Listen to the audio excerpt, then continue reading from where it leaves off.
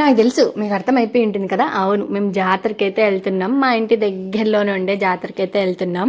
ఇలాంటి చిన్న చిన్న జాతరలకు తప్ప పెద్ద పెద్ద జాతరలకి నైట్ లో వెళ్ళే అలవాటే మాకు లేదనమాట. అలవాటు అని చెప్పను కానీ మా సంతను వేసుకుని మేము నైట్ టైంలో అస్సలు పోలేము. ఇలా ఏదైనా కానీ చిన్న చిన్న జాతరలకు అయితే ఫాస్ట్ గా వెళ్ళిపోతాము. ఇంకా ఈ జాతరకి అయితే మేము ఇయర్ ఇదే టైం టు టైం కి వస్తామన్నమాట. మీకు అందరికి ఒక విషయం చెప్పినా, నాకు కానీ నైట్ టైంలో ఎక్కడికైనా బైక్ లో జర్నీ చేయాలనుకుంటే నేను వెనకాల చచ్చినా కూర్చోను. నాకు చాలా భయము. ఇంకా పిల్లల్ని వేసుకొని వెళ్ళేటప్పుడు నన్నే లాస్ట్ లో కూర్చోబెడతారు. ఇంకా అంతకు వెనకాలే కూర్చోవాలి పిల్లలు ఉన్నారా అనేసి అంటేనా, నాకు ఇంకా మళ్ళీ నేను అనుకున్న ప్లేస్ కి వెళ్ళేంత వరకు అసలు నాకు టెన్షన్ అంటే టెన్షన్, అంత భయం అనమాట. అది నైట్ టైంలో మట్టుకే.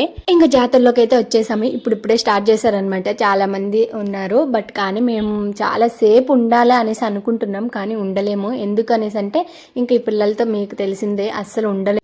నిజం చెప్తున్నా, టెంపుల్స్కి కానీ వెళ్ళినప్పుడు నాకు అక్కడే ప్రశాంతంగా కళ్ళు మూసుకొని అక్కడే ఉండిపోదాం అనిపిస్తుంది. మళ్ళీ రావాలని కూడా అనిపించదు అనమాట. ఇంకా అమ్మవారి టెంపుల్కి వాళ్ళకి అలంకరించిన విధానం చూస్తే అస్సలు రాబుద్ది అవ్వదు. అమ్మవారి అలంకరణ చూసి ఎంత అయితే ఇష్టపడతానో అంతే భయం అనిపిస్తుంది. ఎందుకేమో తెలియదు. మీకు కూడా అలా అనిపిస్తుందా? నాకు కామెంట్ సెక్షన్ లో కామెంట్ చేసేయండి. మీకు అమ్మవారి దీవెనలు ఉండాలని కోరుకుంటున్నా. Bye bye.